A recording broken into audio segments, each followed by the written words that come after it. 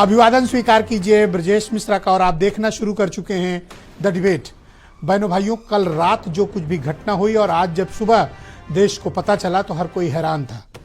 सैफ अली खान और करीना कपूर के घर अटैक हुआ, उनको जान से मारने की कोशिश हुई, उनसे फिरौती वसूलने की कोशिश हुई और सैफ अली खान बहुत गंभीर रूप से घायल हैं, उन्हें कई चाकू लगे हैं, आईसीयू में भर्ती हैं। इसके पहले बाबा सिद्दीकी का मर्डर और उसके पहले सलमान खान के ऊपर कई बार ताबड़तोड़ प्राणघातक हमले। क्या चल रहा है बॉलीवुड और मुंबई के भीतर, आज हम इस डिबेट में खुली चर्चा करने वाले। बहनों भाइयों, पूरा देश स्तब्ध रह गया जब यह पता चला कि सैफ अली खान पर बहुत ही प्राणघातक हमला उनके घर के भीतर हुआ है। तड़के करीब 1 बजे के या 2 बजे के आसपास एक हमलावर उनके घर में घुसा, उनकी मेड को बंधक बनाया और 1 करोड़ की फिरौती की मांग की। ये बात 2 पन्ने की एफआईआर में दर्ज है, जो कुछ भी मेड ने बताया। और जिस वक्त ये वारदात हुई, करीना कपूर खान भी अपने बच्चे तैमूर और इब्राहिम के साथ उस घर में मौजूद थी। ये घटना बेहद चौंकाने वाली है, बहुत ही डरावनी है और अपने आप में ये उत्पन्न करता है कि मुंबई के भीतर क्या सेलिब्रिटीज और खास तौर पर बॉलीवुड के एक्टर और एक्ट्रेसेस सुरक्षित नहीं है, बड़े लोग सुरक्षित नहीं है। जवाब है हाँ। जो कुछ भी वहां देखने को मिला वो हैरान करता है। जो एफआईआर दर्ज कराई गई उसमें बताया गया कि 1 करोड़ रुपए की फिरौती हमलावर मांग रहा था। सबसे पहले उसने मेड को बंधक बनाया। शोर शराबा सुनकर जब सैफ अली खान और करीना नीचे आते हैं तो हमलावर को देखकर वो चौंक जाते हैं। हमलावर उनके ऊपर अटैक करता है, गर्दन के पास, स्पाइन के पास, पेट में, साइड पे 6 बार उनको स्टैबिंग की गई, चाकू से घोंपा गया सैफ अली खान को। बहुत ही जाने माने एक्टर हैं, पटौदी परिवार के बेटे हैं और उनके साथ इस तरह की घटना, वो भी सिक्योर्ड जोन में, बांद्रा इलाके में, बड़ी हैरान करने वाली है। इसी बांद्रा इलाके में पिछले दिनों बाबा सिद्दीकी का मर्डर कर दिया गया। हमलावर कौन थे? बहुत ही मामूली नॉर्मल लड़के और आज तक किसी के सिवाय उनकी गिरफ्तारी की आज तक पुलिस लिंक नहीं ढूंढ पाई। जिस मुंबई पुलिस से अंडरवर्ल्ड थर्राता था, भाग गया था मुंबई छोड़कर, आज मुंबई पुलिस दबे पांव बैठी हुई है और इतनी बड़ी से बड़ी वारदातें अंजाम दी जा रही हैं। बहनों भाइयों, ये सिर्फ एक घटना नहीं है, बल्कि ये दिखाता है कि बॉलीवुड को या तो डराया जा रहा है।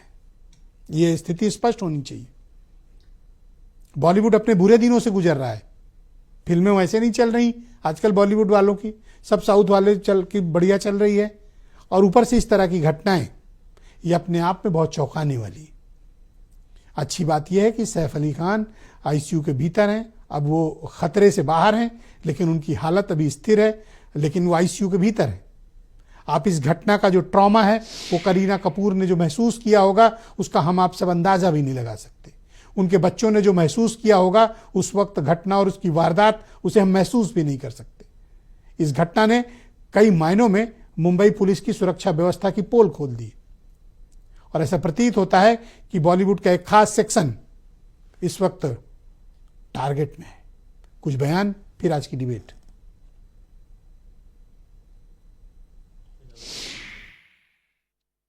डबल इंजन की सरकार ना तो अच्छी सरकार दे सकती हैं और ना देश को सुरक्षा दे सकती हैं। हम सैफ अली खान के ऊपर हुए कातिलाना हमले की कड़े से कड़े शब्दों में निंदा करते हैं और केंद्र सरकार से और राज्यों के केंद्र सरकार से निवेदन करते हैं, अपील करते हैं, आप काम करना चालू करो, गंदी राजनीति करना बंद करो। बहुत चिंताजनक जो अटैक हुआ है, क्योंकि घर पे जो हमला हुआ है, उनका बच्चा वहाँ उस रूम में सोया हुआ था। बहुत फैमिली तो घबराई हुई है और सैफ अली खान जी ने खुद को डिफेंड, अपने बच्चे को डिफेंड करने के लिए उन्होंने जो किया, उसके ऊपर बहुत स्टिचेस भी आए, वो अस्पताल में अभी है, लेकिन गुड है। हम देख रहे हैं किस तरीके से सेलिब्रिटीज पे अटैक हो रहे हैं, चाहे वो सलमान खान जी हो, चाहे वो बाबा सिद्दीकी जी का मर्डर हो और अब सैफ अली खान जी को लेकर। अगर सही मायने में इन्वेस्टिगेशन होता, टाइम बाउंड इन्वेस्टिगेशन होता, तो शायद ये घटना रोकी जा सकती थी। लॉ एंड ऑर्डर की जिम्मेदारी राज्य सरकार की होती है, जनता ने उनको वोट करके ये जिम्मेदारी दी है। बहुत दुखद है, हमारे मित्र हैं और मेरे साथी कलाकार हैं। मैं डेफिनेटली, सरकार तो पुलिस प्रशासन भी लग गया होगा पता करने, और अगर वो चोर पकड़ा जाता है तुरंत, और डेफिनेटली पकड़ा जाएगा। मुंबई पुलिस का एक अपना वजूद है और उसको कड़ी से कड़ी सजा मिलनी चाहिए, और एक्टर सुरक्षा पर तवज्जो देना भी जरूरी है। तो बहनों भाइयों, आज की परिचर्चा को हम आगे बढ़ाएंगे। एसएन सिंह भारतीय जनता पार्टी के प्रवक्ता हैं, सुरेंद्र राजपूत कांग्रेस कमेटी के प्रवक्ता और बहुत ही जाने माने चर्चित पुलिस अधिकारी former IPS officer Rajesh Pandey हमें इस डिबेट में ज्वाइन कर चुके हैं, और मुंबई के सीनियर जर्नलिस्ट रवि तिवारी जी हमारे साथ हैं, वीरेंद्र सिंह जी भी हमारे साथ कार्यक्रम में जुड़े हैं, और थोड़ी देर में वेद Bhushan ji farmer IPS officer हमें ज्वाइन करेंगे। बहुत शुक्रिया, धन्यवाद आप सभी का इस कार्यक्रम में मेरे साथ जुड़ने के लिए। एसएन सिंह जी, वहां आपकी पार्टी की नेतृत्व वाली सरकार है और इतनी बड़ी वारदात वहां पर घटित हो गई। पिछले दिनों आपने देखा होगा कि बाबा सिद्दीकी का मर्डर हुआ, सलमान खान पर अटैक हुए, उनको अपने घर पर बुलेट प्रूफ खिड़कियां तक लगवानी पड़ी, और अब सैफ अली खान पर हमला, लूट। आखिर क्या हो गया मुंबई को? आपके नेतृत्व तो संभालते ही ये सब होने लगा। नहीं, देखिए ब्रिजेश जी, सैफ अली खान साहब हमारे देश के एक बड़े अभिनेता हैं, जाने पहचाने परिवार से आते हैं, और सबसे बड़ी बात कि वो भारत के रहने वाले, भारत के एक नागरिक है, और उनके ऊपर जो भी ये हमला किया है, कातिलाना हमला किया है, ये जो घटना हुआ है, हम उस पर दुख जताते हैं, खेद व्यक्त करते हैं। ऐसी घटना नहीं होनी चाहिए। मुंबई पुलिस जो है वो 25 क्राइम ब्रांच की एक टीम बना दी गई है। मुझे लगता है सीसीटीवी भी अपने कैद में ले रखी है, और बहुत जल्दी गिरफ्तारी भी होगी और ऐसे लोगों पर सख्त कार्रवाई होगी, क्योंकि कोई भी सरकारी ये नहीं चाहती है। सरकार की जिम्मेदारी होती है, जवाबदेही होती है कि उसकी सरकार में किसी तरह की ऐसी अपनी घटना न होने पाए। सैफ अली खान साहब अच्छे ऐसे जगह पे रहते हैं जहां सीसीटीवी कैमरे लगे हैं, जहां नीचे भी सुरक्षा गार्ड है। 12वीं मंजिल पे ऐसी घटना को अंजाम दिया जाता है 2-3 बजे रात को। अभी ब्रिजेश जी जांच चल रही है, मुझे लगता है थोड़ा धैर्य रखना चाहिए, इस पे राजनीति नहीं होनी। धैर्य तो सलमान खान भी रखे हुए हैं। एक ऐसी सरकार चल रही है। आज तक क्या हुआ? उनके ऊपर भी तो अटैक हुए, बाबा सिद्दीकी का मर्डर हुआ, लोग धैर्य छोड़ और क्या रखें। और अब सैफ अली खान के साथ घटना, और अभी तक जब मैं आपके साथ डिबेट कर रहा हूं, मैं आपको बताना चाहता हूं कि आरोपी बदमाश पकड़ा नहीं गया। नहीं, देखिए, अभी बाबा सिद्दीकी जी के घटना में भी जो आरोपी थे उसमें से बहुत सारे गिरफ्तार हुए, आगे पुलिस कार्रवाई कर रही है। और मुंबई की ऐसी घटना पे राजनीति करने के लिए बिल्कुल हम लोग चर्चा में नहीं थे कि ऐसी घटनाओं पे राजनीति करें। लोगों ने देखा है, दिव्या भारती जी की हत्या उसी मुंबई में होती है, उसकी गुत्थी नहीं सुलझती है। गुलशन कुमार जी की हत्या होती है, बहुत सारे ऐसे, सुशांत जी की होती है, बहुत सारे ऐसे लोगों की होती है मुंबई में। लेकिन हम इस पर जा नहीं रहे, इसलिए कह रहे कि राजनीति नहीं होनी चाहिए। राजनीति किस विषय पर? कौन राजनीति कर रहा है? भारत तो के कहा जा रहा है लोगों ने तो कि अपने 2 आरोपियों के खिलाफ सख्त कार्रवाई करो के नाते। अब तक तो किसी ने राजनीति नहीं की। बिल्कुल ब्रिजेश जी, इसीलिए कह रहा हूं, ब्रिजेश जी कह रहा हूं कि मुंबई पुलिस जो है तत्पर और तैयार है। 25 क्राइम ब्रांच की टीमें गठित कर दी गई हैं, और मुझे लगता है कि हो सकता है आदरणीय ब्रिजेश जी, हम लोग जब तक ये चर्चा कर रहे हैं, इसी दौरान वो ऐसी गिरफ्तारियां हो जाए। मैं उम्मीद करता हूं मुंबई जो गुनाहगार है वो चाहे जितना भी बड़े जिससे रसूखदार होगा, किसी से भी उसकी मेलजोल होगी, ऐसे लोगों को पकड़ा जाएगा, गिरफ्तार किया जाएगा, उस पर कठोर कार्रवाई होगी ब्रिजेश जी, और हमें सुनिश्चित करेंगे कि ऐसी घटनाओं की पुनरावृत्ति मुंबई में न होने। मैं सुरेंद्र राजपूत जी के कार्यक्रम में आमंत्रित करता हूं। सुरेंद्र जी, जिस प्रकार की घटना सैफ अली खान के साथ हुई है, ये बड़ा स्तब्ध करने वाली है। आपकी पार्टी क्या ओपिनियन रखती है कि मुंबई में चल क्या रहा है जी? वसूली गैंग चल रहा है? वसूली गैंग। पहले सरकारी अधिकारी वसूली, समीर वानखेड़े, आप यहां से उठाइए इस चीज को, सुशांत राजपूत की मौत से उठाइए। आप देखिए किस तरीके से समीर वानखेड़े ने शाहरुख खान के बेटे के ऊपर आरोप लगा करके किस तरीके क्या क्या किया था वहां से, और एक्सटॉर्शन के कितने आरोप लगे थे। उसके बाद आप आ जाइए कि शिवसेना की जब से सरकार बनती है एकनाथ शिंदे का एमएलए भाजपा के पार्षद को थाने के अंदर गोली मारता है। थाने के अंदर भाजपा का पार्षद और शिवसेना के पार्षद एक दूसरे का लाइव मर्डर शो करते हैं। आपने भी देखा होगा, फेसबुक पे लाइव शो होता है। सोमालिया बना दिया इन लोगों ने, इस मुंबई को सोमालिया बना रहे, कुछ नहीं कर रहे हैं सिवाय सोमालिया बनाने के। समीर वानखेड़े पे क्या हुआ कोई बता सकता है हमको? लोग कहते हैं कि उसने हजारों करोड़ की वसूली की है मुंबई से, तमाम सीबीआई ईडी के केस हुए लेकिन कोर्ट से स्टे है। कहाँ है? कोर्ट से क्या स्टे होगा? गिरफ्तारी पे स्टे होगा, लेकिन कोर्ट, यही तो होता है कि आप भारतीय जनता पार्टी में चले जाइए ब्रजेश भाई, तो उसके बाद क्या होता है कि फाइलें गायब हो जाती हैं ईडी से। बैठे इस हुए हैं पर्टिकुलर घटना को लेकर आप क्या? मैं बताता हूं, अभी रुकिए। सोमालिया बना दिया ना, अब इससे बड़ी बात मैं क्या कहूं। इस मुंबई को अगर सोमालिया बना दिया, जो सबसे सुरक्षित राजधानी थी, मुंबई पुलिस को हिंदुस्तान के सिरमौर पुलिस कहा जाता था। मुंबई पुलिस से लोग सीख करके आते थे। दया नायक जैसे लोग एनकाउंटर के स्पेशलिस्ट होते थे। एमएन सिंह जैसे यहां पर पुलिस कमिश्नर होते थे। मुंबई पुलिस ने जिस पुलिस ने पूरे दाऊद गैंग को या तमाम जो गैंगस्टर्स को वहां पे खत्म किया है, आज दोबारा से गैंगस्टरों का कब्जा हो रहा है वहां पर। और एक चीज मैं बताता हूं, एक चीज और आपसे कहता हूं, शायद हो सकता है आपको विवादित लगेगी। ये जो कुमार विश्वास जैसे जहरीले लोग हैं ना, अब इसमें उनकी क्या गलती नहीं है? मैं बताता ये तो हूं। अपराध हुआ है, तो रुकिए किसी ना के सर, साथ हो रुकिए, सकता है। अभी आने दीजिए, चीजों को खुलने दीजिए। अगर ऐसा कुछ हुआ है कि कुमार विश्वास जैसे लोग जो कहते हैं कि अगर अपने बेटे का नाम किसी आक्रांता के नाम पर रखोगे तो अब ये देश नहीं सहेगा, भगवान से दुआ कीजिए कि ये एंगल इस पर वो तो एफआईआर में ऐसा कुछ नहीं, वो तो फिरौती की मांग के लिए आया था, 1 करोड़ लेने। कहते हैं ना कि समंदर ये तेरी खामोशी कुछ और कहती है, मगर साहिल पे टूटी कश्तियां कुछ और कहती हैं। और मेरी आंखों ने देखे शहर के कई मंजर, मगर अखबार की सुर्खियां कुछ और कहती हैं। सैफ अली खान के 12वें मंजिल पर हाई सिक्योरिटी जोन पर हाई सिक्योरिटी सीसीटीवी कैमरे पर कोई आदमी 1 करोड़ की फिरौती लेने जाएगा? आप कैसी बातें करते? आप मुझे बताइए, 1 करोड़ की फिरौती तो कोई आएगा तो यहां पर लेने आ जाए तो समझ में आती है, लेकिन वहां पर कोई 1 करोड़ की फिरौती के लिए अपनी जान जो है इतने हाई सिक्योरिटी जोन में दांव पर लगाएगा जहां पर उसका मरना 99% तय है।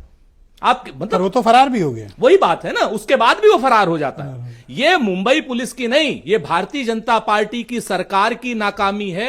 भारतीय जनता पार्टी का सरकार जो है इस वक्त पूरी तरीके से मैं राजेश सब लोगों को शुक्रिया कहीं ना कहीं एक्सटॉर्शनिस्ट गैंगों के सामने भेड़ों की तरीके से रख दे रहा है। ऑलराइट, फार्मर एसीपी वेद भूषण जी भी हमें इस डिबेट में ज्वाइन कर चुके हैं और स्टूडियो में मेरे साथ बहुत ही जाने माने। ब्रजेश जी 10 सेकंड दे दीजिए। हाँ मैं बिल्कुल दूंगा। डेकोरेटेड आईपीएस ऑफिसर रहे राजेश पांडे जी मेरे साथ मौजूद हैं। पांडे जी शुक्रिया। और पांडे जी ने माफियाओं पर किताबें भी लिखी हैं, इनकी किताब बड़ी चर्चित पुस्तक है। पांडे जी मैं आपसे जानना चाहता हूं, पिछले दिनों मैंने आपके स्टेटमेंट्स वगैरह देखे, खासतौर पर बाबा सिद्दीकी मर्डर केस के बाद, सलमान पर अटैक के बाद, अभी आज सुबह आपने देखा कि जिस तरह से सैफ अली खान के घर अटैक हुआ और उसमें भी एक ही था, वो भी बहुत कम एज का दिख रहा था। तो आपने जो मुझे पुरानी थ्योरी एक बार आपने बताई थी डिबेट्स में, तो मुझे करीब करीब उसी के आसपास लग रहा है। आपका आकलन क्या है इस वारदात पे? देखिए, आकलन तो जो आपका है या राजपूत जी बैठे हुए हैं, देखिए अपराध है और अपराधी अपराधी है।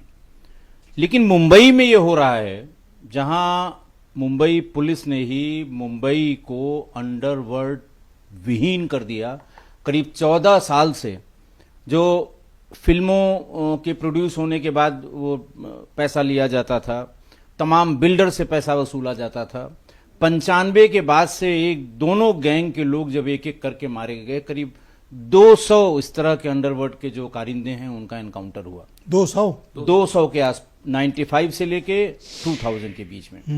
1983 बैच के जिनका आप बता रहे हैं, ये दया नायक और ढेर सारे लोग, सब 83 बैच के सब इंस्पेक्टर हैं और ये सब एनकाउंटर स्पेशलिस्ट कहलाए। कुछ इधर के लोगों को मार रहे थे, कुछ उधर के लोगों को मार रहे थे। मारे दोनों तरफ से बिल्कुल खाली हो गया। क्योंकि जो अंडरवर्ल्ड का जो डिवीजन हुआ मुंबई ब्लास्ट के बाद, तो 2 ग्रुप हो गए, दाऊद के और छोटा राजन के। दोनों के लोगों को पुलिस ने मारा, बिल्कुल खाली कर दिया, कोई नहीं था। पहली बार बाबा सिद्दीकी के मर्डर में किसी की एंट्री हुई। और पता नहीं क्यों मुझे ये लगता है, देखिए फैक्ट्स तो इसके जब तक पूरे नहीं आएंगे, अभी 3 ही 4 फैक्ट्स जो आपने सुने हैं, हमने भी जो एफआईआर में हैं कि साहब 2 बजे उनकी मेड ने देखा, उससे भिड़ गई, हल्ला हुआ, वो सैफ अली खान बाहर आए, उतर के आए, उनसे भी बातचीत हुई, बच्चे उनके दोनों मौजूद थे और फिर उनको इतनी चाकू मार के निकल गया।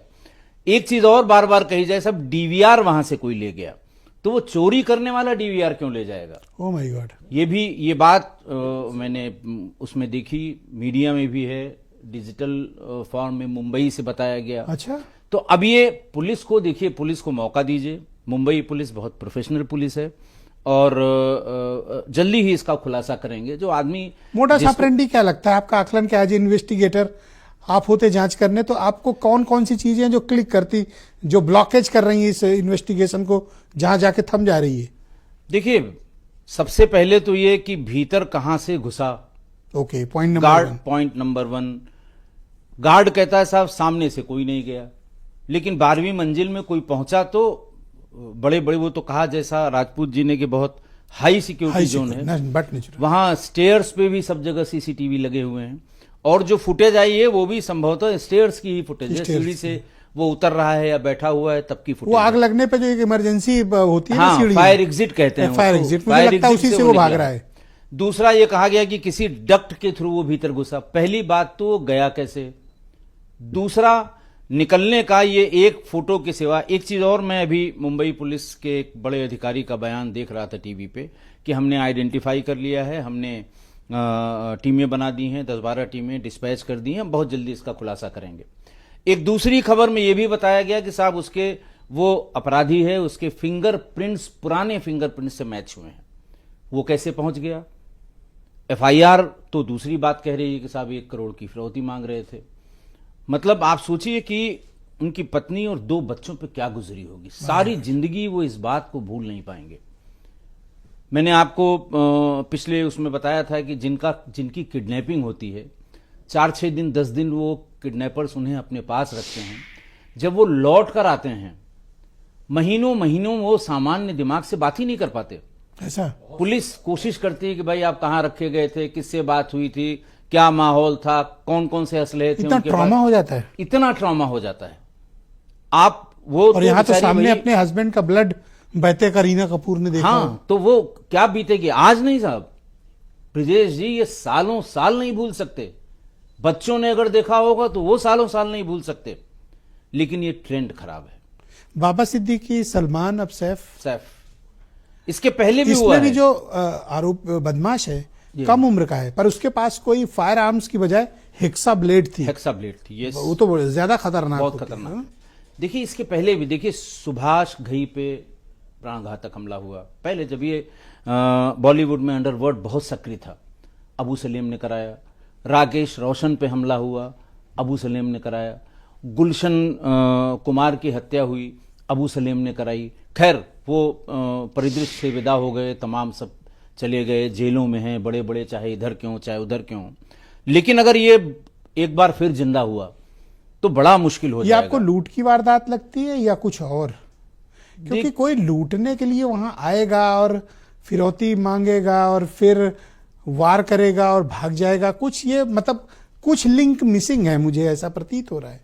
I am not sure, but मुझे ऐसा लगता है। ब्रिजेश जी, शुरुआत में जो बात बताई गई कि उनकी मेड ने कहा कि वो चोरी करने आया था, उसका ये कहना था कि जब चोर को मैंने देखा तो मैंने शोर मचाया, और फिर उसके बाद उसकी गुत्थम गुत्था हुई, मेड को चोट भी लगी, आवाज सुन के नीचे आ गए। तो देखिए, चोरी की बात तो ये नहीं है। चोरी तो ये है जो हम लोगों के यहाँ 379 आईपीसी पहले लिखी जाती थी कि आपको पता न लगे, आपका मोबाइल फोन या आपका पॉकेट मार पीछे से निकाल ले, वो चोरी है। आपको पता ही न लगे कि साहब हमारा कुछ निकल गया, चला गया, गिर गया, निकाल लिया गया। ये तो साहब जिसको कहते हैं ना पिस्टल पॉइंट पे, अगर आप किसी की चाबी मांग रहे हैं, पैसा मांग रहे हैं, गहना मांग रहे हैं, तो डकैती हुई। नहीं, वो भी फिरौती कोई 1 करोड़ घर पे लिए थोड़ी बैठा है कि वो कोई मांगा नहीं। 1 करोड़ और दे देगा और लेके चला जाएगा। ये कुछ मतलब कुछ लिंक मिसिंग लग रहा है। मैं कह तो रहा हूं, देखिए, लिंक तो ये तभी खुलेगा जब वो मिलेगा, असली लिंक। इसको अभी क्या तक हम जो उससे चीजें- कनेक्ट कर सकते हैं? सलमान, बाबा सिद्दीकी, इससे कुछ कनेक्ट कर सकते हैं अभी? बिल्कुल या कनेक्ट कर सकते हैं। आने दीजिए ना, आने दीजिए, कनेक्ट भी होगा। देखिए, ये चोरी तो नहीं है, पहली बात बिल्कुल स्पष्ट बता दूं मैं, ये चोरी किसी कीमत पे नहीं है। हमारे ख्याल से डकैती में मुकदमा भी लिखा गया है। कोई आदमी चोरी करने जाएगा और उसको लग जाए कि मेड ने हमको देख लिया, वो कूद के भागेगा, निकल जाएगा वो फिर। लेकिन जो इस उद्देश्य से आया है कि मुझे किसी को मारना है, तैयारी से आया था। तैयारी से आया था, तो वो क्यों कूद के भाग जाता? वो मेड से भी भिड़ा, सलमान से भी भिड़ा, उनकी सैफ से भिड़ा। हाँ सॉरी सैफ से भिड़ा, बच्चों को भी देखा होगा उसने। मुझे जो लगता है, मेरी जो समझ में आता है कि हो सकता है वो इनके बच्चों को कब्जे में करके उनसे पैसे की उगाही या जो कुछ वो मांगना चाह रहा है या जो उसके पास ब्लैकमेल करने का हो कि साहब बच्चे को अगर कब्जे में कर लेंगे ये आपको तो ये लगता है तुरंत कि पैसा ले लेंगे। एक व्यक्ति के कारित अपराध है या रिमोट कंट्रोल था उसके पीछे रहा होगा? देखिए, अकेले किया है ये बात तो थोड़ी कम समझ में आती है। हाँ, मुझे भी नहीं कन्विंस नहीं अकेले करती तो नहीं मुझे। किया है। आप सामान्य रूप से डकैती की जब घटना होती है तो डकैती का गैंग मान लिया 12 आदमियों का है तो 3-4 लोग भीतर जाते हैं, बाकी सब पहरे पे बाहर रहते हैं, कोई आ तो नहीं रहा है, पुलिस का कोई मूवमेंट तो नहीं है, इस तरह की बात। अच्छा, ताज्जुब की बात है कि सीसीटीवी फुटेज भीतर के पुलिस को मिला होगा और हम तो ब्रजेश जी बार बार यही कह रहे हैं आपसे, हम थोड़ा सा अभी इंतजार कर लें, पुलिस को थोड़ा सा काम नहीं, जरूर हम कर मौका लेंगे। देते हैं पुलिस को। पूरा मौका उनको बट आपने देना जो चिंताएं चाहिए। जाहिर की वो ये भी चिंता इम्पोर्टेंट है और बहुत ही मैं रवि तिवारी जी को इनवाइट करता हूं इस डिबेट में। मुंबई से हमारे साथ जुड़े हुए और पिछले 30 सालों से मुंबई की पत्रकारिता में सक्रिय हैं। तिवारी जी, आपका स्वागत और धन्यवाद। जब आपने पहली बार इस घटना को सुना और अब जब एफआईआर की तस्दीक हो गई, एफआईआर पढ़ी आपने, आपका क्या आकलन है? ब्रजेश भाई, एक चीज कह सकते हैं कि पिछले 20 सालों से मुंबई का खासकर अंडरवर्ल्ड करीब करीब स्लीपिंग मोड में रहा। या तो उसने अपने धंधे बदल दिए, यानी वसूली उसका मुख्य आय का जरिया नहीं रहा। माना ये जाता रहा कि कुछ कंस्ट्रक्शन में चले गए, कुछ शेयर मार्केट में चले गए, यानी वो एडवांस हुए थे और वसूली में वो उतना मुनाफा नहीं था जितना रिस्क था। माना ये जाता रहा कि 95 से लेके 2000 तक जो मुंबई पुलिस का एक्शन था उसमें बार बार एनकाउंटर हुए, मोस्टली शार्प शूटर जो है वो मारे गए थे। तो ऐसे में बड़ा रिस्की था मुंबई पुलिस और मुंबई के जुडिक्शंस के अंदर वसूली का धंधा बहुत बड़ा करना। लेकिन जो 3 से 4 घटनाएं हुई हैं, इन घटनाओं का मैं एक मास लेवल पे अगर आकलन कर रहा हूं तो कहीं ना कहीं बॉलीवुड सहमा हुआ है। मुंबई का जो नीश एरिया है, खासकर मैं अगर बांद्रा और जो एक वेस्टर्न सबब का बड़ा नीश एरिया माना जाता है बांद्रा और खान, जहां पे ये तीनों घटनाएं हुई हैं, चाहे आप सलमान खान के घर पे फायरिंग की बात करें, धमकी की बात करें, जिस तरह का थ्रेट्स उनके साथ होता रहा, या बाबा सिद्दीकी की हत्या जिस तरह से इसी इलाके में हुई, इसी इलाके में हुई थी। ये कंप्लीट पूरा स्ट्रेच करीब 1.5 किलोमीटर के बीच का दायरा है जहां पे ये इंसिडेंट हुए हैं। और इतना ही नहीं, यहाँ पे मुंबई पुलिस का एक बड़ा डिवीजन भी है यहाँ पे, जिसे वेस्टर्न सबब का एडिशनल सीपी यहाँ बैठते हैं, वो आईजी लेवल के ऑफिसर होते हैं वहां पे, और कई डीसीपी जोन हैं। तो यहाँ पे अगर इस तरह की घटनाएं हो रही हैं तो आप इसे बहुत हल्के में मत लीजिए। कहीं ना कहीं ये कह सकते हैं कि अपराधियों का मनोबल बढ़ा है। मुंबई पुलिस का जिस तरह का एक्शन होना चाहिए था वो नहीं हुआ है। लॉ एंड ऑर्डर पे अगर उंगली उठाई जा रही है, एक्शन से आपका मतलब कि सलमान और बाबा सिद्दीकी के मामले में जितना हल्का हाथ रखा और अभी तक मुख्य साजिशकर्ताओं पर कोई हाथ नहीं डाला, इससे क्या? देखिए, अभी तक मोटिव क्लियर नहीं हो पा रहा है जी अभी तक। और आप एक चीज और देखें कि आप अभी भी उसे डिनाई नहीं कर सकते कि जिस ब्लैक बक को लेके विश्नोई गैंग का लगातार नाम चलता रहा, मैं अभी इस पे खुल के बहुत नहीं बोल पा रहा हूं क्योंकि मुंबई पुलिस अभी तक इन्वेस्टिगेट कर रही है मामले को, लेकिन सैफ अली खान भी उस केस से जुड़े हुए रहे हैं जिनको बाद में क्लीन चिट मिली थी। लेकिन एक पद्मा अवार्डी के घर में इस तरह से घुस के जिस तरीके से ये पूरा मामला हुआ है, इसे आप बहुत हल्के में मत लीजिए। सबसे बड़ी चीज हो सकता है कि ये एक छोटी रॉबरी मान ली जाए, एक छोटी डकैती मान ली जाए कि एक सिंगल पर्सन हो सकता है अपने आप को गैंग बना के उनके घर में चले गया हो, मैं इसे वैसे मान लूं। लेकिन एक तबका जो इस देश को कई बार एक आई कैच करता है, आई बॉल लोगों की लगे रहते हैं उस तरफ, वो तबका अगर मुंबई में डरा सहमा हुआ रहेगा तो मुझे लगता है कि ये मुंबई पुलिस, महाराष्ट्र की लॉ एंड ऑर्डर की सिचुएशन, आप ये कहना चाहते हैं कि कुछ सवाल तो खास किस्म के एक्टर्स और एक्ट्रेसेस को डराया जा रहा है या वो डरे हुए हैं? बिल्कुल बिल्कुल। और ये कहें कि अपराधियों का मनोबल बढ़ा हुआ है। ये अगर हो सकता है, पता चले कल के फैक्ट फाइंडिंग में हो सकता है कि ये कोई नशेड़ी निकले, कोई चरस या गरत पीने वाला कोई नशेड़ी निकले, ये भी हो सकता है, कोई बड़ी बात नहीं। लेकिन इस तरह का इंसिडेंट और इस तरह के नीश एरिया में, ये एरिया, मैं सिर्फ बिल्डिंग के सीसीटीवी की बात नहीं कर रहा हूं, मैं ये कह रहा हूं कि इस एरिया में अगर चिड़िया भी उड़ती है तो वो कई सीसीटीवी कैमरे के नजर में रहती है। ऐसे में अगर इस तरह का इंसिडेंट हो रहा है और स्कैनिंग में और इंसान को ढूंढने में अगर ये वक्त लग रहा है, तो कहीं ना कहीं मुंबई पुलिस पे तो सवाल खड़ा हो रहा है। एक वक्त में ये अपनी इसी साख को लेके कहा जाता था कि कोई भी इंफॉर्मेशन या कोई भी अपराध होने के बाद कुछ घंटों में ही मुंबई पुलिस के पास एग्जैक्ट ये पता होता था कि अपराधी कौन है, मोटिव क्या है। लेकिन ये 2 से 3 चीजों को अगर घटनाओं को आप जोड़ के देख रहे हैं और खासकर ये सबके सब सेलिब्रिटी रहे हैं, इन पे अगर मामला नहीं खुल रहा है तो जरूर सवाल तो क्या उठ रहा आप ये है। एफआईआर के हवाले से ये कंफर्म कर सकते हैं कि जिस वक्त वारदात हुई, जैसा कि एफआईआर में मेंशन है, करीना कपूर भी वहां मौजूद थी? देखिए, ये थोड़ा सा अभी स्थिति बहुत मेड स्पष्ट ने जो नहीं लिखाई है। एफआईआर उसके मुताबिक थी वो मौके पे।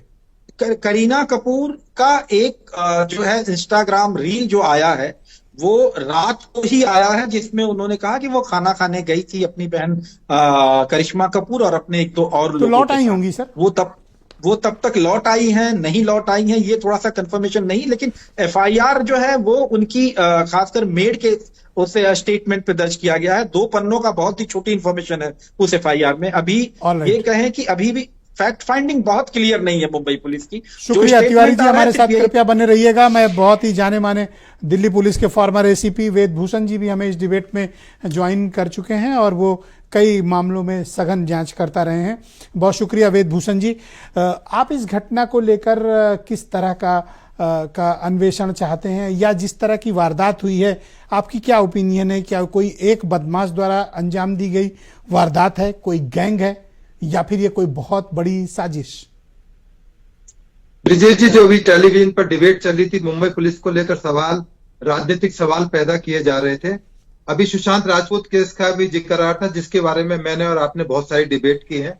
सुशांत राजपूत केस के अंदर मुंबई पुलिस जहां जाकर इन्वेस्टिगेशन क्लोज हुई थी, आज सीबीआई 5 साल बाद ही उसी जगह खड़ी है जहां मुंबई पुलिस की इन्वेस्टिगेशन क्लोज हुई। राजनीतिक पार्टीज के अपने अपने स्टेक हो सकते हैं, कांग्रेस, बीजेपी, आम आदमी पार्टी, शिवसेना। मैं याद दिलाना चाहता हूं अपने कांग्रेस को दोस्त को, वहां पर कमिश्नर एक अरेस्ट हुए थे, उनका नाम RS शर्मा था, जो तेल की घोटाले से जुड़े हुए थे, और शिंदे साहब उस टाइम सीएम थे, कांग्रेस के थे। और कांग्रेस के टाइम में सैकड़ों ऐसे बॉम्ब ब्लास्ट, ऐसे मर्डर हुए और ऐसा तहस नहस मुंबई हुआ करता था। और ठीक है, पुलिस का काम है इन्वेस्टिगेशन करना। अब सवाल आता है सैफ अली खान पर। जिस तरह से फ्रेंडली एंट्री हुई है, कोई मारपीट नहीं, कोई खरखोर खराबा नहीं, कोई भागदौड़ नहीं, आराम से सीढ़ियों पर आया है और आराम से वो वापस जा रहा है। किस तरह से वो चक्कू लेकर एंटर हुआ, पुलिस के लिए वाकई में एक बहुत बड़ा चैलेंज है इस गुत्थी को सुलझाना, क्योंकि इसमें जो पेच है बहुत तरीके से उलझे हुए हैं। एक सवाल है कि क्या चाकू जिससे 6 इंजरीज करी गई, क्या वो पुलिस उसको रिकवर कर पाएगी? जो एक्यूज जिसकी फोटो आप दिखा रहे हैं या सस्पेक्ट कह सकते हैं, क्या वो अरेस्ट हो जाएगा? कितना टाइम लगेगा? अरेस्ट होगा भी या नहीं होगा? ये जरूर एक सवाल मुंबई पुलिस को कौंधेंगे और परेशान करेंगे।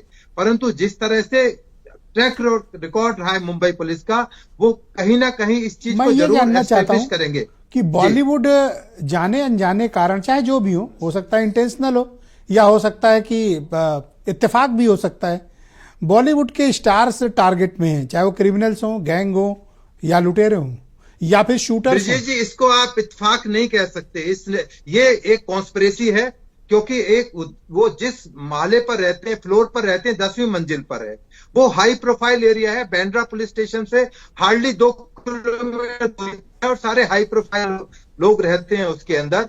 किस तरह से उसकी एंट्री उस फ्लैट के अंदर ऑड आवर्स में, वो नॉर्मल हालात नहीं थे कि फ्लैट खुला हुआ था, सफाई हो रही थी, नौकर जा रहे थे, आ रहे थे। उनके पहले उस मकान में कुछ रेनोवेशन वर्क हुआ है, तो इन्वेस्टिगेशन अभी बहुत ही शुरुआती स्टेज पर है। हम जंप करके इस नतीजे पर नहीं पहुंच सकते कि क्या जो वर्कर्स पहले काम कर रहे थे वो इन्वॉल्व है, या जो सस्पेक्ट जिसको हम आप वीडियो दिखा रहे हैं, फोटो दिखा रहे हैं, क्या वो हो सकता है? उसके पीछे कोई कॉन्स्पिरेसी एंगल है?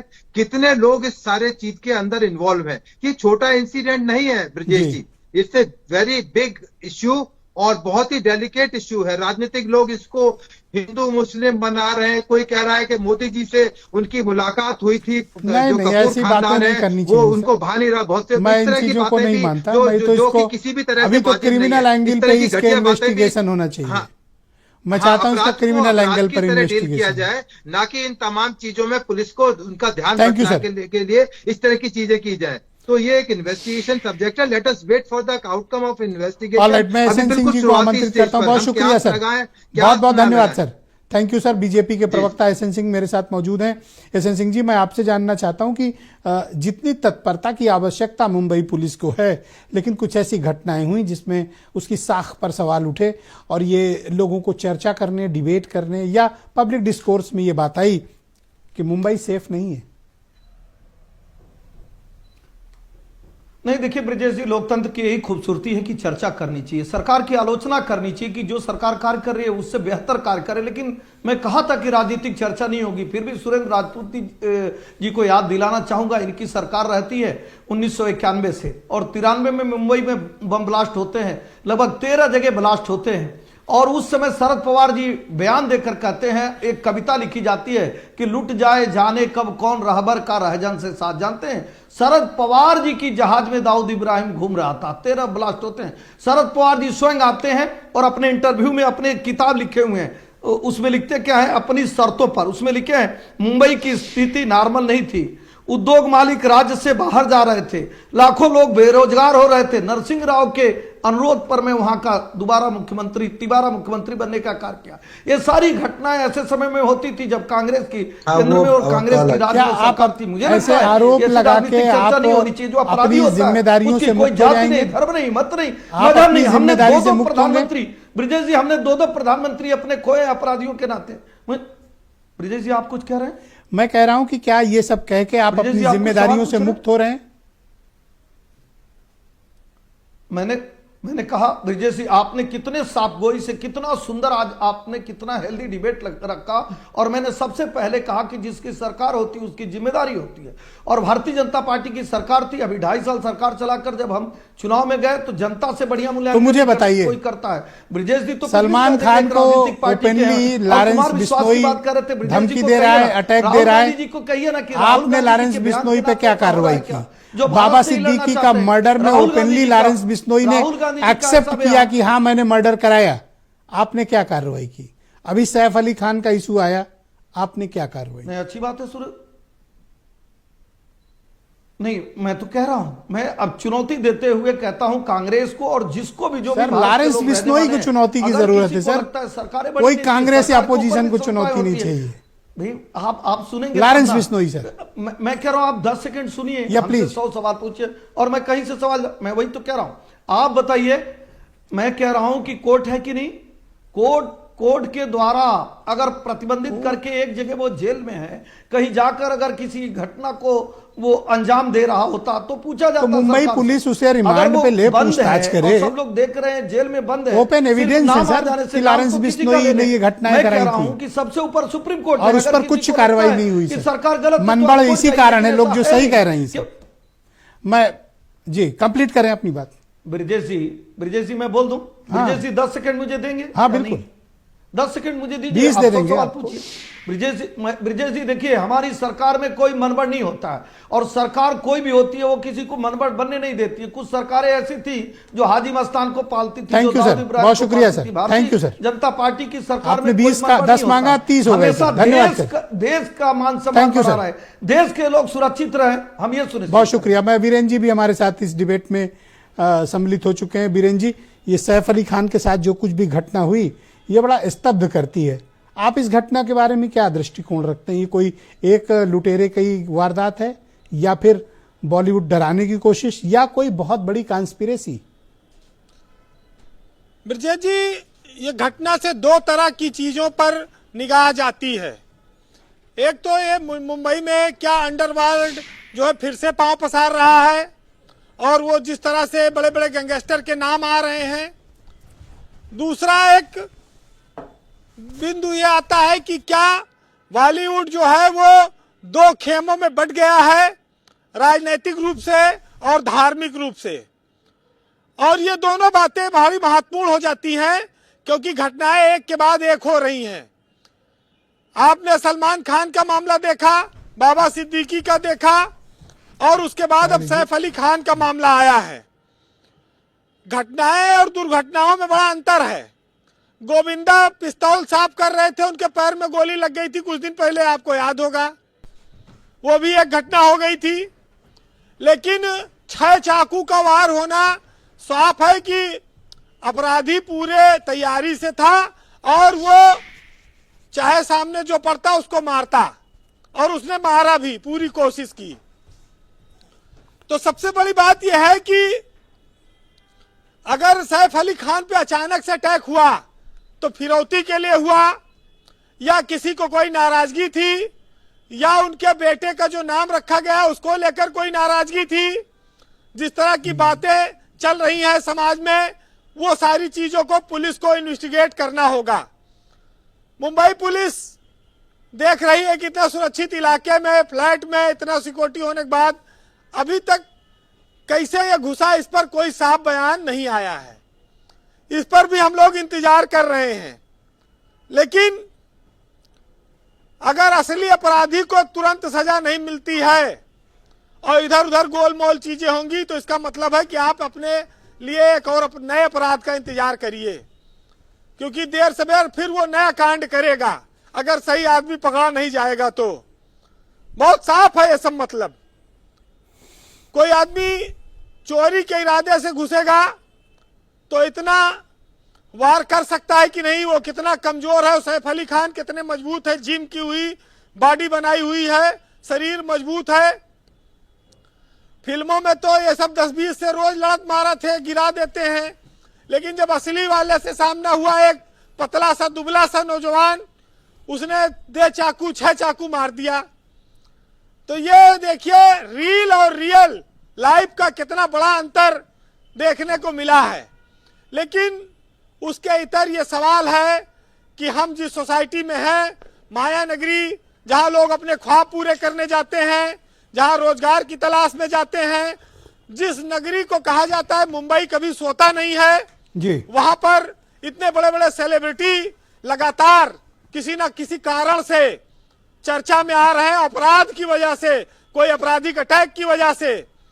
तो ये बात उठती है और उठनी चाहिए कि क्या मुंबई अब सुरक्षित नहीं है बॉलीवुड के जो कलाकार हैं उनके लिए, या खाली एक वर्ग विशेष के लोगों पर इस तरह के हमले हो रहे हैं, या उनको कहीं ना कहीं कोई भावना भड़कती है, कोई ना कोई बात आती है और कोई उन पर सडनली अटैक कर देता है, अचानक कर देता है। कई सारी चीजें हैं जिनका जवाब पुलिस की विवेचना से मिलेगा, और उम्मीद की जाए कि 1-2 दिन में मिल जाए तो देश की जिज्ञासा भी शांत होगी। वैसे तैमूर, जिसको कहा जाता है कि उन्होंने एक आक्रांता के नाम पर अपने बेटे का नाम रखा है, इसकी क्या जरूरत थी? तो बात तो सही है, लेकिन तैमूर 14वीं शताब्दी में था, लगभग 1000 साल तो हो ही गया होगा, और वो आक्रांता था, इसमें कोई शक नहीं। वो हमारा आदर्श नहीं हो सकता है। 1398 में जिस तरह से उसने दिल्ली पर अटैक किया और लोगों का कत्लेआम कराया, लूटा। जी वीरेंद्र जी, तो ये ऐसे लोग हमारे भारत जैसे देश में, जो चाहे हिंदू है चाहे मुसलमान है, हमको अपने देश में लोगों की भावनाओं के सम्मान के लिए, अपने देश के सम्मान के लिए ऐसे आक्रांताओं के नाम पर नाम नहीं रखना चाहिए। इसमें कुमार विश्वास ने कोई गलत बात नहीं कही है, और प्रेम विवाह होना किसी का किसी धर्म विशेष से, उस पर कोई रोक नहीं है। लेकिन कोई आक्रमणकारी, कोई हत्यारा, कोई कत्ल करने वाला, कोई लुटेरा, वो हमारे देश में उसके नाम पर किसी का नाम रखा जाएगा तो स्वाभाविक है कि लोगों में नाराजगी पैदा होगी। यही नाम मिला था 150 करोड़ की आबादी में, कुछ भी रख सकते थे। जिसने हिंदुओं के मंदिरों को तोड़ा, दिल्ली में 1 लाख आदमी का कत्ल कराया था, खाली 15 दिन रुका, भारत में शासन नहीं किया, लूट के ले गया समरकंद में। सब समरकंद से आया था तैमूर, उसी के सब वंशज रहे बाद में, बाबर ये सब जो मंदिरें तोड़ी इन लोगों ने। तो इरादा जिसका जो हो, लेकिन परिस्थितियों का निर्माण करने के लिए बहुत बार आदमी स्वयं जिम्मेदार होता है, और इसको आप बदल नहीं सकते हैं। पुलिस अपनी खोज करे, उससे कोई मतलब नहीं है। लेकिन ब्रजेश जी 24 घंटा सिक्योरिटी और सीसीटीवी में रहने वाले लोगों के मामले में इतना रहस्य बना रहा है, ये बात समझ से परे है। इस पर भी सामने आनी चाहिए। हम गुलशन कुमार के उस 90 के दौर के हत्याकांड को भुलाकर आगे बढ़ चुके हैं। अब वो जमाना नहीं है बंबई में। लेकिन आप हैरत देखिए कि इतनी बड़ी सोसाइटी में करीना कपूर ने आधी रात में सैफ अली खान के लड़के इब्राहिम को बुलाया और उसको लेकर वो अस्पताल गई। कोई मदद को आगे नहीं आया, लोग जान नहीं पाए, क्या हुआ कुछ समझ में नहीं आई बात। इस पर भी बहुत स्पष्टता नहीं है। फिलहाल एक बात कहूंगा कि हर व्यक्ति को जीवन और मरण ऊपर वाले के हाथ में है, लेकिन जो सेलिब्रिटी है, जो विशेष लोग हैं, उनके मामले ज्यादा उठते हैं क्योंकि दुनिया का और देश का ध्यान इस पर जाता है। जी वीरेंद्र जी, बहुत लोगों पर हमले होते हैं इस देश में, लेकिन वो इतनी सुर्खियां नहीं पाते हैं।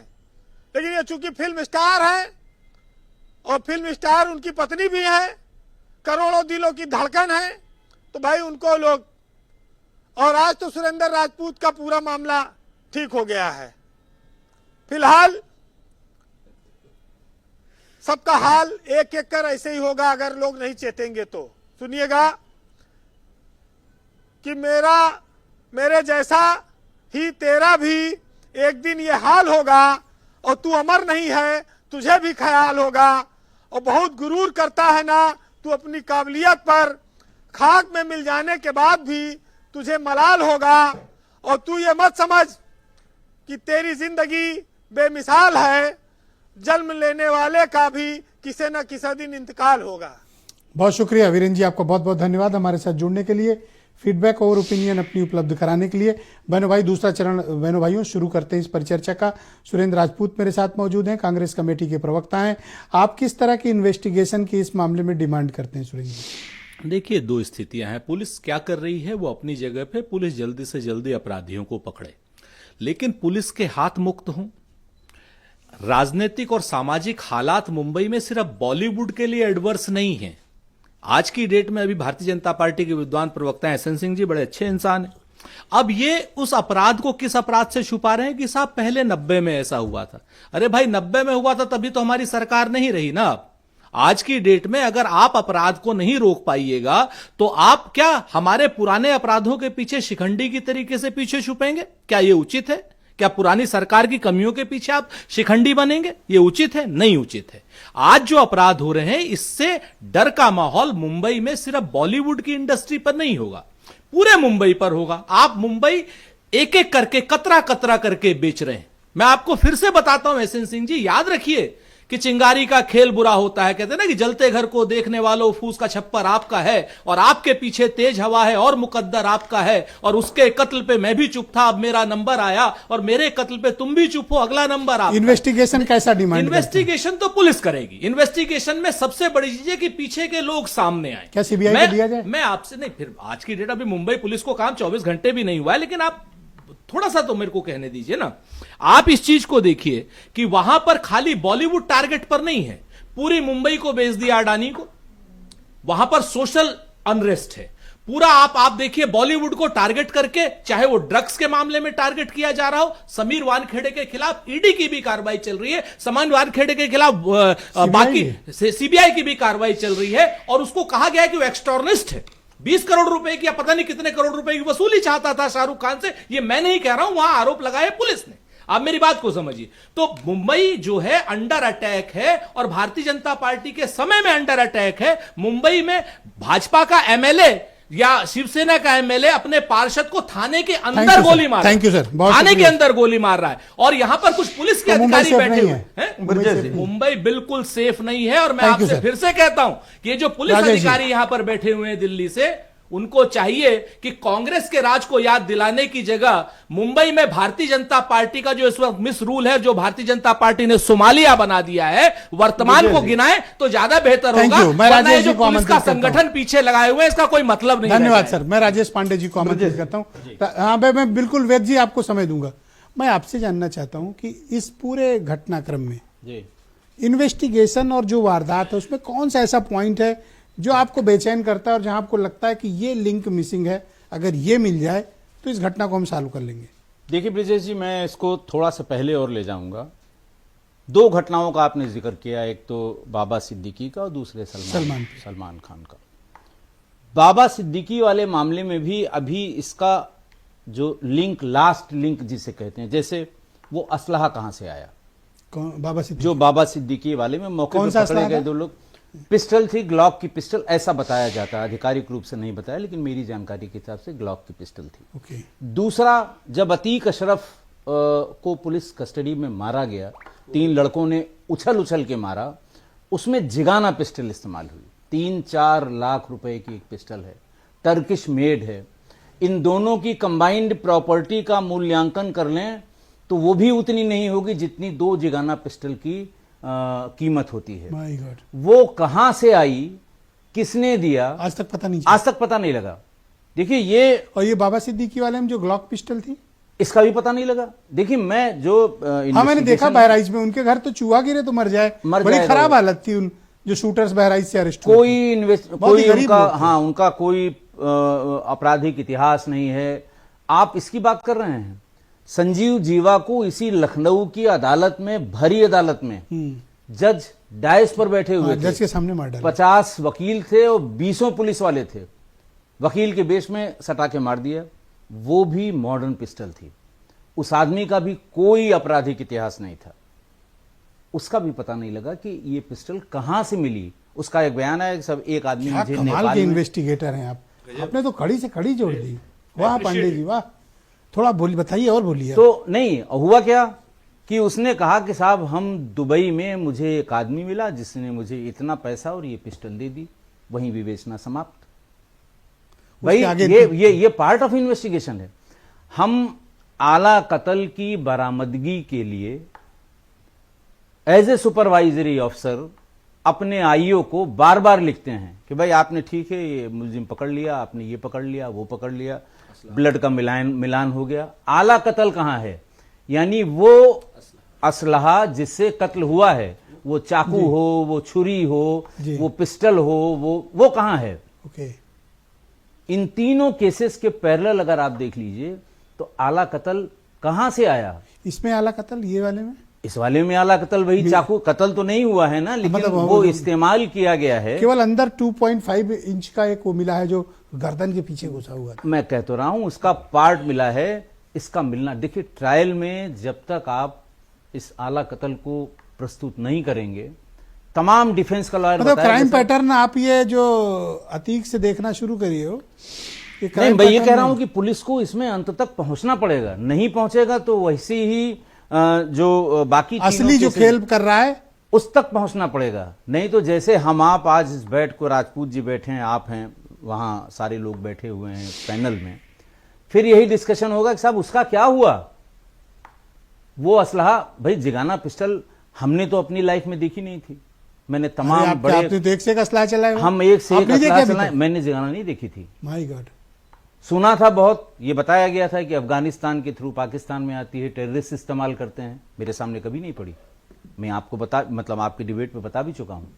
ऐसी पिस्टल का इस्तेमाल वहां किया गया जो लाइव प्रसारण हो रहा था, कूद कूद के गोली मार रहा था वो। किसी को शंका नहीं कि इन लोगों ने नहीं, किसी और ने किया है। अरे उसका तो फुटेज, लेकिन ये तो बताइए पिस्टल किसने दी उसको, खरीदी तो कहां से खरीदी, किसको कितना पैसा दिया। जो पैसा उसने दिया, मान लिया खरीदी, सपोज करिए उसके दिमाग में खुराफात था कि हमें इन्हें मारना है, तो इतनी महंगी पिस्टल मिलेगी तो 4 से 5 लाख की उसकी कीमत है। वेस्टर्न यूपी मैंने देखा था, एक कासगंज का था, एक हमीरपुर का बड़ी गरीब हालत थी, मतलब उनके भाई तो इन दोनों एक टाइम के खाने का संकट। ब्रिजेश जी, दोनों की प्रॉपर्टी मिला लीजिए तो वो दोनों की प्रॉपर्टी की कंबाइंड वैल्यूएशन भी 8 लाख नहीं होगी, और 5-5, 6-6 लाख रुपए की पिस्टल। क्या ये अंडरवर्ल्ड के ऑपरेशन का मॉडस ऑपरेंडी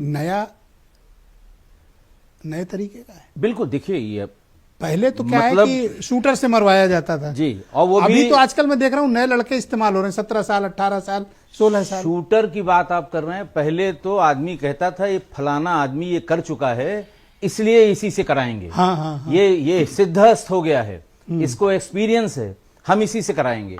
और आज इसमें बाबा सिद्दीकी वाले में तो एक बताते हैं अंडर एज है, 18 साल से भी कम है, 17 साल का, 17 साल का है, किसी का कोई क्रिमिनल रिकॉर्ड। ये तो जो कोई भी ये चला रहा है। देखिए सबसे जरूरी हम ये है, कोई बहुत शातिर जो ये कर रहा है। मैं आपको बताऊं ब्रिजेश जी, जैसा आपने कहा या राजपूत जी ने, हो सकता है ये, या हमारे किसी पैनलिस्ट ने कहा कि हो सकता है ये नशेड़ी निकल जाए, हो सकता है जैसे होते हैं ना आजकल हाँ, लोफर टाइप के हैं, चीप पॉपुलैरिटी गेन हो सकता है वो निकल जाए, लेकिन इसकी इन्वेस्टिगेशन की तह तक पहुंचना इसलिए जरूरी है कि ये डर का माहौल पैदा कर रहा है, ये दहशत पैदा कर रहा है। हम जब भी कोई घटना होती है, बड़ी घटना हुई लॉ एंड ऑर्डर की, तो एक शांति मार्च निकालते हैं दोनों समुदायों के या सारे पुलिस वालों को इकट्ठा करके, सारे राजनीतिक पार्टियों का, कि साहब लोगों के अंदर डर का माहौल खत्म हो, लोगों के अंदर हमारे प्रति विश्वास हो, सिक्योरिटी का, हाँ, to instil confidence in public. हाँ, यस यस। तो इसके लिए इस घटना के अंत तक पहुंचना बहुत जरूरी है। मैं आपको पिछली तीनों घटनाओं के बारे में बता रहा हूं, इन तीनों में आला कत्ल कहां से आया आज तक नहीं पता लगा, या हो सकता है वो पता लग गया हो सीबीआई को, या उनको वो बताना नहीं चाह रहे हो। हम लोगों की जानकारी में या पब्लिक डोमेन में ये नहीं है। जब चार्जशीट सबमिट होगी इसमें, तो कोर्ट के डॉक्यूमेंट से सबको पता लगेगा, हमको भी पता लग जाएगा, लेकिन मेरी जानकारी के हिसाब से अब तक ये वहां तक पहुंच, और इसीलिए जो मेरा डर है, जो मेरी शंका है कि देखिए पुलिस को इस तरह से इसमें प्रोसीड करना, बहुत अच्छी मुंबई पुलिस, बहुत बहुत प्रोफेशनल पुलिस है, बहुत ढेर सारे ऑपरेशन हम लोगों ने उनके साथ किए हैं, एसटीएफ में भी और एटीएस में भी, लेकिन अगर इसको अंत तक नहीं ले जाएंगे तो ये चीज बंद, तो फिर आगे एक और वारदात होगी, ये बंद नहीं। ओके, वेदभूषण जी, आप क्या ओपिनियन रखते हैं? और मैं चाहता हूं कि आप केवल ये इन्वेस्टिगेशन और क्राइम के पार्ट पर, पॉलिटिक्स छोड़ देते हैं सर। Go ahead sir. हाँ, नहीं, पॉलिटिक्स में बिल्कुल सोचता, क्योंकि सुरेंद्र राजपूत जी का थोड़ा मैं दर्द समझता हूँ। अरे जाने दें आप सर, आप इन्वेस्टिगेशन निकल आया है, मैं उसको छोड़ देता हूँ उसको। जहां तक इन्वेस्टिगेशन का संबंध है, जहां पर ये वारदात हुई है, हाई प्रोफाइल एरिया है, तमाम सीसीटीवी से कवर्ड है। अभी जो आपके पास फुटेज आई थी वो भी उसी सीसीटीवी फुटेज से आई थी। तमाम ब्लड स्टेन वहां पर इकट्ठे किए गए हैं। वहां पर जो पुलिस होती है, आज डिजिटल का टाइम है, वहां पर इन्वेस्टिगेशन के दौरान में जो वहां की कॉल डिटेल्स है, उसको ड्रम डाटा बोलते हैं, वो ऑब्टेन करेगी, उससे पता लगाएगी कि क्या इसके आसपास कोई कॉल जनरेट हुई, क्या ये अकेला शख्स था, इसके साथ में और उतने लोग जुड़े हुए थे जो आसपास थे, मौजूद थे, जो रिकवरी थी। राजेश पांडे जी ने एक सजेशन दिया कि हमें किंग पिन तक पहुंचना चाहिए, जो ये करवा रहा है, जो 3-4 बड़ी वारदातें उन्होंने जिक्र किया ना, कि पकड़े तो गए आरोपी जो उन्होंने हमला किया या हत्याएं की, पकड़े गए, लेकिन हम उनके पीछे नहीं गए, इस कारण हम बिल्कुल सुलझा नहीं पाए। ब्रजेश जी, कितने ही मामलों में इतने हार्ड क्रिमिनल होते हैं, उनको बोलते हैं कि हार्ड पोटैटो टू बॉयल, उनको सुलझाना इतना आसान नहीं होता, उनको खोलना इतना आसान नहीं होता। हाई प्रोफाइल केस है, आप 3rd डिग्री यूज नहीं कर सकते, केवल और केवल इंट्रोगेशन और एक साइंटिफिक इन्वेस्टिगेशन है, वही पुलिस एक कर सकती है, उसके हाथ बंधे हुए होते हैं। तो बहुत सारे केस में, सुशांत राजपूत केस का जिक्र आया, उसमें रिया चक्रवर्ती को आज तक कभी मर्डर में इम्प्लीकेट नहीं किया जा सका। ठीक है, 10-20 ग्राम कोई चरस वरस में उसको अरेस्ट कर लिया। ऐसे बहुत सारे अनएंडिंग केस हैं। देखो, मैं पहले भी ब्रजेश जी कह रहा हूं, ना रामराज कांग्रेस के टाइम में था, ना आज है, ना आगे है। ये लास्ट मर्डर नहीं है कि इसके बाद अपराध होना बंद हो जाएंगे, क्योंकि पुलिस वर्कआउट कर चुकी है, अरेस्ट कर चुकी है। तो ये सतत प्रक्रिया है, रवि तिवारी का खेल है। रवि तिवारी जी, इन्वेस्टिगेशन का और यह क्राइम का जो पैटर्न अभी राजेश पांडे जी बता रहे थे, और स्पेशली उसमें से 3 वारदातें तो आपके यहाँ की हैं, एक हमारे यहाँ की है, एक हमारे यहाँ, 2 हमारे यहाँ की, संजीव जीवा और अतीक, 2 आपके यहाँ की है, मतलब मुंबई की है, बाबा सिद्दीकी, सलमान वाला पैटर्न, और अब ये तिवारी जी। क्या इस थ्योरी को आगे बढ़ाया जा सकता है इन्वेस्टिगेशन में?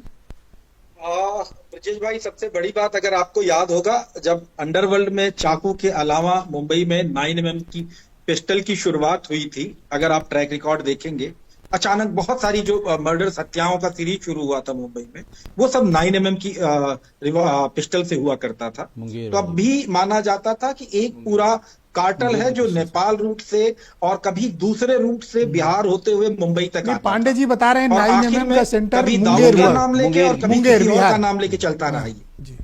तो मुझे अभी भी ये लग रहा है कि ये अंडरवर्ल्ड अभी एक्शन में है या नहीं, लेकिन फियर उसने पैदा किया है। कल को अंडरवर्ल्ड के नाम पे कोई छोटा प्लेयर भी अगर किसी को फोन करेगा तो फिरौती की वसूली शुरू हो जाएगी। मुझे लगता है कि जो एक कॉन्फिडेंस डेवलप करना था पुलिस को, लॉ एंड ऑर्डर को, लोगों के बीच में, क्योंकि ये जो फिल्म इंडस्ट्री के लोग हैं, सेलिब्रिटी हैं, उनके ऊपर अगर कुछ होता है तो मैं बिजनेसमैन की बात करूं, लेमैन की बात करूं, आम आदमी की बात करूं, उनके अंदर ज्यादा फियर होता है, क्योंकि उनको लगता है सबसे सुरक्षित बिरादरी ये है। तो अभी तो जो सबसे बड़ी चीज है वो ये है कि आप लॉ एंड ऑर्डर कैसे मजबूत हो, कैसे ये डर निकले, और पिछली जो घटनाएं हैं उनका जो मोटिव है वो भी बहुत क्लियर नहीं हो पाया है। अगर वो चीजें क्लियर हो पाती, अपराधी पकड़ा जाता, पनिशमेंट होता, तो मुझे लगता था चीजें और अच्छी होंगी। 95 से लेके 2000 तक जो एनकाउंटर्स हुए थे, उनका रिजल्ट जो था वो कहीं ना कहीं मुंबई के अंडरवर्ल्ड को क्लीन कर रहा था। एक बार सिचुएशन फिर से वैसी आ गई है। थैंक यू सर, बहुत शुक्रिया। आप कुछ कह रहे थे पंडित जी? मैं ये कह रहा था कि आप तिवारी जी जो बता रहे हैं, उस जमाने में जो 10 सेकंड दीजिएगा, पिस्टल जिससे बहुत ढेर सारे ब्रजेश जी 10 सेकंड। हाँ मैं दूंगा सर। अंडरवर्ल्ड में जिससे बहुत ढेर सारे उसका इस्तेमाल करके मुंगेर वाली पिस्टल हुआ करती थी, और उसका रूट भी यही जो इन्होंने बताया, वो नेपाल, बिहार और फिर उत्तर प्रदेश के, मतलब नेपाल से मुंगेर इकट्ठी होती थी और फिर यहाँ से गोडाउन मुंगेर था, मुंगेरी था। उसमें make in USA, make in, made in England, ये सब लिखा रहता था। वो भी ये जिगाना का रूट पता चला? मैं कह तो रहा हूं ये पता करने की जरूरत है। जैसे आपने कहा कि उस जमाने में 95 के पहले ज्यादातर मर्डर इसी पिस्टल से हुए, 9mm के। सही बात कह रहे हैं। ठीक है, बिल्कुल सही कह रहे हैं ये। और 95 से 2000 के बीच में ये मर्डर करने वाले सब समाप्त कर दिए गए, साफ कर दिए गए, सारे बड़े टॉप ऑपरेटर्स दोनों गैंग के इसी अभी फिर वापस आ गए। अब ये जैसे आपका कहना है तिवारी जी का कि किसी का नाम लेके भी अगर कोई फोन कर देगा तो 50 लाख रुपए मांग लेगा तुरंत वो, ऐसा डर का। इसीलिए to instil confidence in public, particularly in Bollywood, आपको लास्ट तक पहुंचना ही होगा, पुराने केसेस में भी और इस केस में भी। बहुत शुक्रिया आपका पांडे जी। मैं आप सबका बहुत आभार प्रकट करता हूं कि आप सब ने अपने अपने विशेषज्ञ, एक्सपर्ट एडवाइस और अपनी ओपिनियन, स्टेटमेंट्स हमें आज डिबेट में मुहैया कराया। आप सबका बहुत शुक्रिया, और बहनों भाइयों आप सबका भी बहुत धन्यवाद कार्यक्रम देखने के लिए। नमस्कार।